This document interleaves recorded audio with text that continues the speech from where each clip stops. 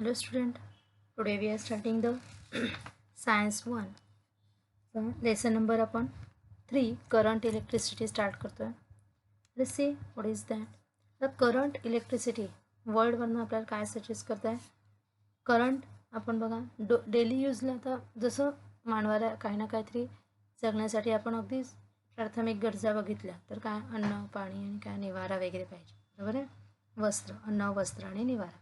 पण तसं इथे आत्ताच्या आपण काय बघितलं तर काय इलेक्ट्रिसिटीशिवाय माणूस बऱ्याच वेळेस काय सैरभैर होऊन जातो. नाही, थोडी लाईट कुठे गेली की झालं, त्याच्या सगळ्या काय पूर्ण प्लॅनिंग काय होते विस्कळीत होतं.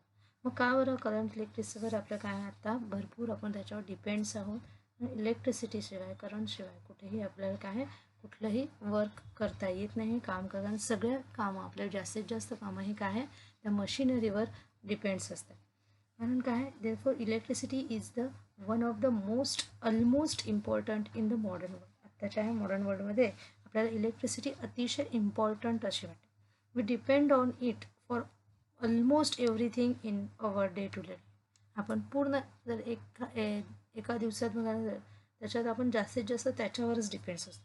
In order to avoid the inconvenience face due to the failure of the power supply, hospitals, bank, offices, or the private institutions make the alternative arrangement with the help of the generator. बऱ्याच वेळेस काय आता हल्लीच्या काळात आपण म्हणतो हां light गेलं तर लाईट गेलं तर हां मग इन्व्हर्टर चालू करा, जनरेटर चालू करा असं आपण म्हणतो. किंवा काही बॅटरीज असतात त्याच्यावर आपलं काम चालू राहतं. म्हणजे ते हे काय त्याला अल्टरनेटिव्ह सोर्सेस हे कारण का बरं टू अवॉइड द इनकन्व्हिनियन्स. जे काही इनकन्व्हिनियन्स आपल्याला आपलं काम विस्कळीत होऊ नये असं ह्याच्यासाठी इनकन्व्हिनियन्स होऊ नये त्याच्यासाठी येणारे जे काही प्रॉब्लेम्स आहेत face due to the failure of. मग ते फेल्युअर पॉवर सप्लाय फेल झाला आहे त्याच्यामुळे काही जर आपल्याला इनकन्व्हिनियन्स होत असेल तर आपण काय हे आपले पर्यायी मार्ग काही शोधून ठेवलेले. पण तिथेसुद्धा electricity is use for running the electric furnaces, electric motors and the several other instruments used in the insulator. Let's see what is that. Electricity is the form of energy. Electricity ही सुद्धा एक प्रकारची ऊर्जा आहे. जसं रोजच्या घरात सुद्धा आपल्याला एका बटनावर आपण काम चालू असतं. एक बटन दाबलं की आपली इलेक्ट्रिसिटी आहे. The electrical energy brings all the comforts to our command just with the press of the button. आपल्याला काय फक्त एका press. It is the impossible to think of a world without electrical energy. Electricity has an important place in modern society. त्याला modern सोसायटीमध्ये अतिशय important अशी place आहे.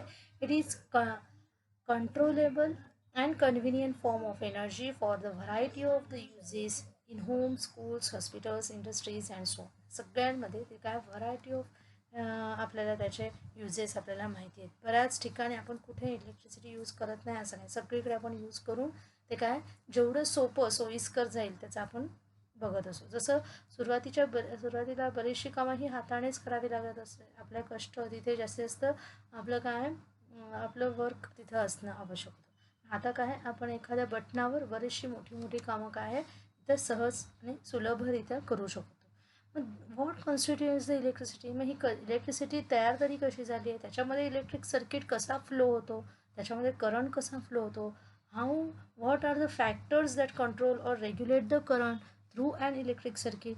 कोणकोणते फॅक्टर्स असतील की जे करंटला रेग्युलेट करतात, कंट्रोल करतात, नियंत्रणात आणतात, असे कोणकोणते असतील हे सगळं आपल्याला ह्या लेसनमध्ये बघायचं आहे. आता ह्या लेसनमध्ये सुरुवातीलाच तुम्हाला जसं सिक्वेन्स दिला, मी सगळ्या कन्सेप्ट घेणार आहे, फक्त सिक्वेन्स थोडासा मुद्दाम बदलला की जेणेकरून तुम्हाला कन्सेप्ट आणखीन क्लिअर व्हायला पाहिजे. मी आधी इलेक्ट्रिक करंट ही कन्सेप्ट घेईल, नंतर मग पोटेन्शियल डिफरन्स वगैरे असणार आहे, मग नंतर आपले इलेक्ट्रिक सर्किट, मग रेझिस्टिव्हिटी वगैरे असं आपल्याला रेझिस्टन्स, ओहम्स लॉ वगैरे आपण नंतर बघणार. म्हणजे इथं थोडा सिक्वेन्स मी चेंज करते कन्सेप्टचा, पण आपल्याला सगळ्या कन्सेप्ट आपण घेणार आहोत. त्यामुळे तुम्ही फक्त जी कन्सेप्ट सांगेल त्या कन्सेप्टवर जायचं आणि त्याप्रमाणे बघायचं आहे. ओके, सुरुवातीला आपण आधी इलेक्ट्रिक करंट काय आहे, ही इलेक्ट्रिसिटी कशी कॉन्स्टिट्यूट होते ते आपण आधी बघणार आहोत. इलेक्ट्रिक करंट आधी काय आहे ते आपण आधी सुरुवातीला पाहूयात. ओके, आपल्याला दिसून येईल इलेक्ट्रिक करंट कुठलाही बघा, एक बल्ब घ्या, बल्बला एक वायर जोडा, वायर जोडून त्याला एक बॅटरी छोटीशी सेल असेल ती अटॅच करून घ्या. आणि काय आहे ती अटॅच केली की काय दोन्ही टोकं त्याचे जोडले की तुमचा बल्ब ग्लो झाला. का बरं? In the metals like the copper negatively charge free electrons are present. तर मेटलमध्ये आपण बघायला गेलो तर काय आहे, निगेटिव्हली चार्ज त्याच्यामध्ये प्रेझेंट असतात आणि त्याच्यामुळे इथे काय आहे, जे आता आपण बघितले तर ते काय त्याच्यामध्ये करंट फ्लो होत असताना दिसले, जे काय मायनस शेपला दिसले ते काय निगेटिव्हली चार्ज त्याच्यातून फ्लो होत होते. ओके, बघा इथे आपण पाहूयात पुन्हा काय आहे, वायरमधून आपल्याला निगेटिव्ह चार्ज फ्री इलेक्ट्रॉन्स जे प्रेझेंट असतात हे असे फ्री इलेक्ट्रॉन्स आहेत आणि ते काय आहेत, एका एंडकडून दुसऱ्या एंडकडे जातात आणि तिकडे जात असताना त्या बल्बला ग्लो करण्याचा काय आहे प्रयत्न करतात. Due to the dry cell these electrons are set into motion. ह्या ड्राय सेलमुळे काय आहे, हे electrons set into motion in the particular direction. As a result current is setup. त्याच्यामुळे काय झालं, त्याच्यामध्ये करंट सेटअप झाला. When the electric current flows through the filament of the bulb, it gets heated and emits the light. जेव्हा electric current एखाद्या फिलॅमेंटमधून म्हणजेच काय ह्या वायरमधून जेव्हा फ्लो होत असतो, filament of the bulb, filament म्हणजेच काय, ह्या बल्बचा ही जी वरची तार असते त्याला फिलॅमेंट म्हणतात. जेव्हा हा वायरमधून त्या फिलॅमेंटपर्यंत जेव्हा तो काय आहे करंट जाणार आहे, तेव्हा तिथं काय इट गेट्स हिटेड, तो काय हीट होणार आहे, उष्णता त्याला येणार आहे आणि उष्ण झालं की काय आहे, तो फिलॅमेंट काय होतो, इमिट्स द लाईट. तेव्हा ते लगेच त्याला उष्णता मिळाली की काय आहे, तो लाईट इमिट करण्याचा प्रयत्न करतो. दस द बल्ब ग्लोज. अशा प्रकारे बल्ब ग्लो कसा होतो बघा, Wien the electric current flows through the filament. जो वायरमधून येणार आहे तो फ्लोज थ्रू द फिलॅमेंट होणार आहे. It gets heated and emits the light. Okay, thus the bulb glows. त्याच्यामुळे बल्ब ग्लो होतो. Electric current is the expressed by the amount of charge flowing through a particular cross sectional area in unit time. Electric current काय आहे, कसा express केला जातो, amount of charge flowing through a particular cross. हा काय particular cross sectional area आहे. Okay, म्हणजेच काय, इथून हे सर्किट जे सुरू झालेलं आहे ते इथपर्यंत बल्बला घेऊन पुन्हा दुसऱ्या टोक्याला कंप्लीट झाले. म्हणजे इथं काय एक circuit complete flowing through a particular cross sectional area in unit time. एका युनिट टाईममध्ये त्याच्यामधून होणारा काय आहे, जो काही अमाऊंट ऑफ चार्ज फ्लो होत असतो. मग अशी पण आपण बघितला, हा अमाऊंट ऑफ चार्ज आहे बघा, हा असा फ्लो व्हायला सुरुवात झालेला आहे आणि तो ह्या टोकापर्यंत आला. म्हणजे इथं काय झालं आहे, हा पर्टिक्युलर क्रॉस सेक्शनल एरियामधून अमाऊंट ऑफ चार्ज जो काही फ्लो होतोय त्याला काय म्हणायचं आहे, flowing through particular cross section in unit time is called as the electric current. बघा ही डेफिनेशन आपल्याला पाठ करायची आहे, लिहायची आहे 2-3 वेळेस आणि त्याचं पाठांतर करायचं. काय आहे, अमाऊंट ऑफ म्हणजेच काय चार्ज आहे, तो अमाऊंट ऑफ चार्ज म्हणजे काही जो इथून आपण घेतलेला जो चार्ज आहे तो चार्ज इथं फ्लो व्हायला सुरुवात झाली, पण काय पर्टिक्युलर क्रॉस सेक्शनल एरिया एवढा त्याला एरिया दिला आहे, तेवढा त्या एरियामध्ये त्याने फ्लो व्हायचं आहे. पण इन युनिट टाईम, टाईमचं सुद्धा लिमिट आहे, तेवढ्या टायमातच तो तिथं व्हायला पाहिजे. म्हणजेच काय तिथे चार्ज आणि टाईम ह्या दोन गोष्टी. In other words electric current is the rate of flow of charge. म्हणजे किती वेळात किती चार्ज त्याच्यातून फ्लो होतो, rate of flow of electric charge असंही आपण दुसऱ्या वर्डमध्ये म्हणू. डेफिनेशन लिहिताना आपल्याला काय लिहायचं आहे, it is the express by the amount of charge किंवा electric current is the amount of charge flowing through a particular cross section area in unit time. Okay, आपल्याला डेफिनेशन पाठ करायची आहे लिहून. मग आता इथे चार्ज आपण काय आहे, चार्ज हा क्यू लेटरने डिनोट केला जातो, Q capital Q. If the net charge Q flows through across any cross sectional area of the conductor in time T. Unit time दिलं, टाईम आपण कशाने डिनोट करणार आहोत, स्मॉल टीने. Then the current I, I हा काय करंटसाठी use केलेला लेटर आहे capital I, through the cross sectional area is the I is equal to Q upon time. बघा rate of flow of charge, rate किती चार्ज फ्लो होणार आहे किती युनिट टाईममध्ये. Okay, amount of charge flowing through a cross section area in unit time. Therefore I is equal to Q upon T.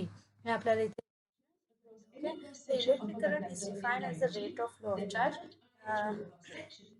Therefore, it is expressed as I is equal to Q upon T.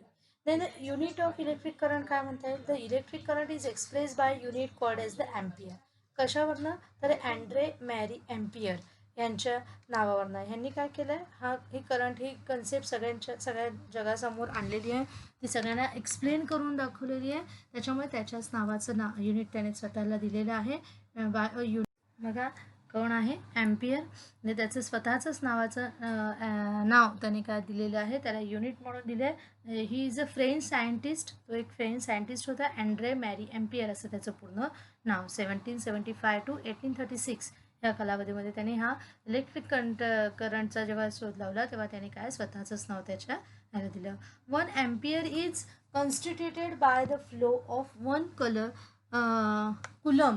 1 coulomb of, see what is that, 1 coulomb of charge per second. बघा ते काय आहे, आता जो current आहे तो काय आहे ॲम्पियरमध्ये मेजरमेंट होणार. ओके, आणि 1 कुलममध्ये काय होतं, चार्ज हा मेजर होतो. चार्ज ही पण सुद्धा, कुलम हा सुद्धा काय आहे नावाचा सायंटिस्ट होता, त्याने सुद्धा काय आहे चार्ज ही कन्सेप्ट सगळ्यांसमोर आली, म्हणून त्याने त्या स्वतःचंच नाव त्याचं युनिट म्हणून एक्सप्रेस केलेलं आहे.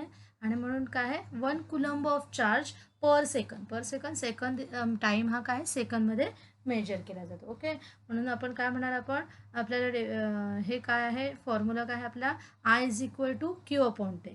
बरोबर आहे, I is equal to Q upon T. जरा समजा आपण म्हटलं काय आहे आय म्हणजे काय आपला करंट आहे. ओके, क्यू म्हणजे काय आहे आपला चार्ज आहे, आणि आपण इथं खाली काय लिहिणार आहोत टी. ओके, आता बघा आय म्हणजे करंट आपण कशाने मेजर करणार आहोत, ॲम्पियर, म्हणून काय आय करंट म्हणजेच काय ए येईल. बरोबर आहे, ॲम्पियर म्हणजे काय येणार आहे, ॲम्पियरचा ए हा तिथं युनिटसाठी कॅपिटल एने तर रिप्रेझेंट केला जातो. क्यू कुलम हा काय आहे सीने मेजर केला जातो, काय येईल 1 ampere is equal to 1 coulomb, आणि काय आहे डिवायडेड बाय 1 सेकंद. इथे असं आपण लिहिणार, therefore 1 ampere is equal to 1 coulomb upon 1 second, असं आपल्याला लिहिता येऊ शकतं. बघा आता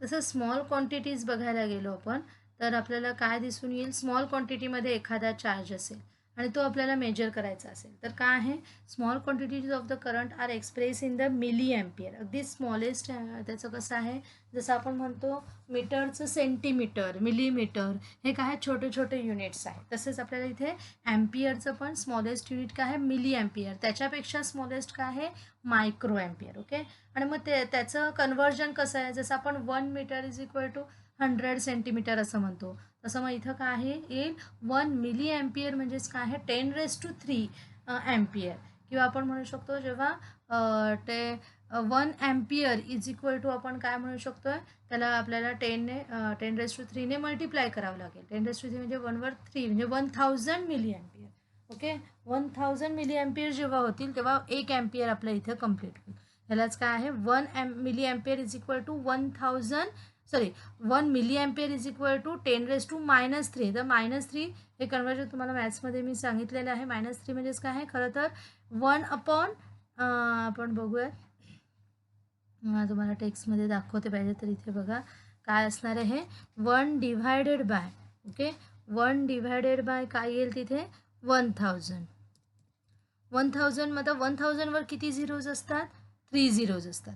मग ते काय आहे सोप्या वेने कसे आपल्याला इझी वेने कसे आपल्याला एक्सप्रेस करायचं आहे, त्याला आपण म्हणू शकतोय 1 डिव्हायडेड बाय 10⁻³ काय म्हणणार आहोत 3. ओके, 10⁻³ आता हे आपल्याला 3 हा वरती लिहिता येणार नाही, बघू आपण 10⁻³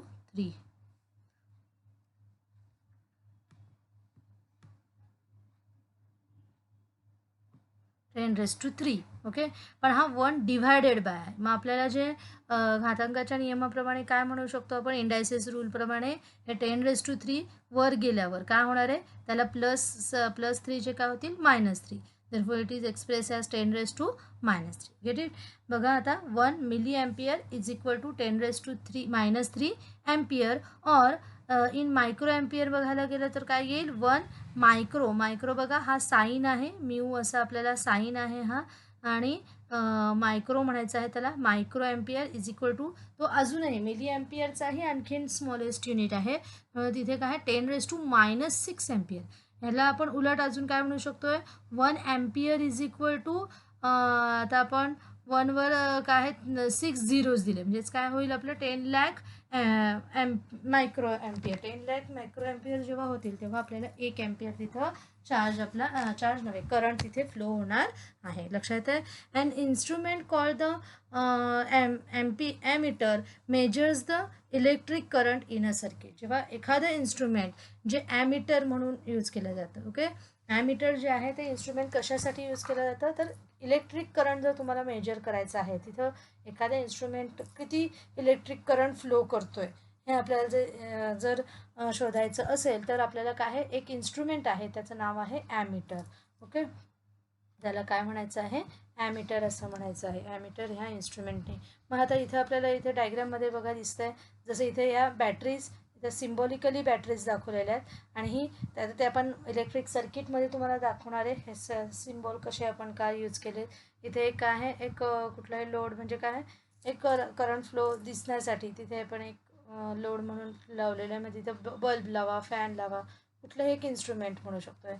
आणि इथे काय आहे बघा ॲमीटर. ह्या प्रकारे हे ॲमीटर असतं की हा जो इथे आपल्याला काटा दिसतोय, हँडल दिसतोय, तो काय होतोय, तो इथे आपल्याला सर्क्युलेट द्या. जसं आपल्याला घड्याळातले काटे पुढे पुढे जात, तसा हा काय पुढे पुढे गेला की तिथं किती ॲम्पियरमध्ये करंट मेजर करून आपल्याला दाखवतो किती ॲम्पियर त्या इलेक्ट्रिक सर्किटमध्ये करंट फ्लो होत आहे. ओके, अशा प्रकारे किंवा फ्लो होतोय की नाही हे सुद्धा चेक करण्यासाठी ॲमीटरचा म्हणजे त्याच्यातून फ्लो होतोय की नाही.